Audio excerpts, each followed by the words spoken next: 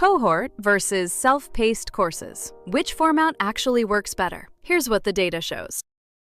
Our data from 32,000 courses tells a clear story. Cohort-based courses, where students move through the material together on a schedule, hit 64.2% completion.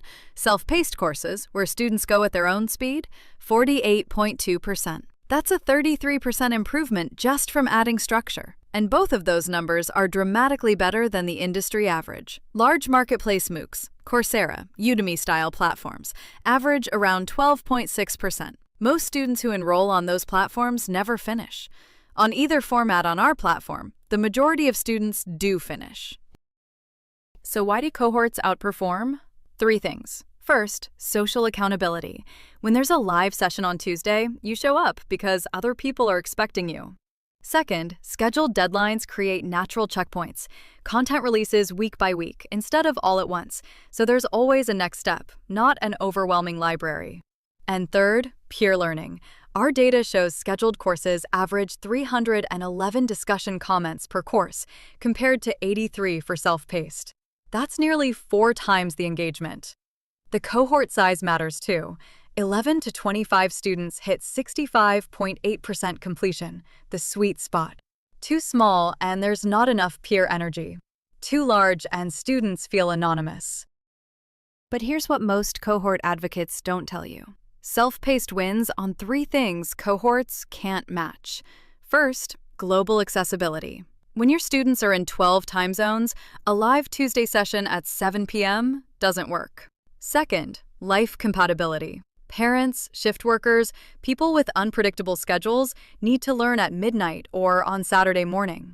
And third, scalability. A cohort needs your time, live sessions, discussion facilitation, feedback. Self-paced scales without adding hours to your week. That's why self-paced works brilliantly for lead generation courses, entry-level pricing, and evergreen content libraries. The best answer might be both.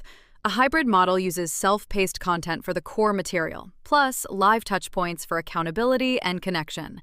Content available on demand, a live session once a week or every 2 weeks, a discussion thread that creates community without requiring everyone to be online at the same time. We've seen this model work particularly well for coaching programs and certification courses. Students get the flexibility of self-paced with the completion rates closer to cohort. And it's how most of our highest-performing creators structure their flagship programs. Here's the framework. Use cohort format when student outcomes matter most. Certifications, coaching programs, skill development where you need accountability. Cohorts charge 2 to 5 times more than self-paced, and students finish at dramatically higher rates. Use self-paced when you need to reach a global audience, scale without adding your time, or offer an entry-level product that feeds into your premium programs.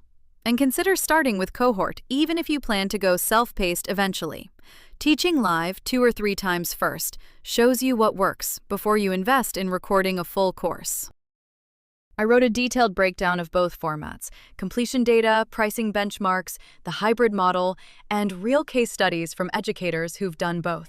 Links in the description. Updated for March 2026.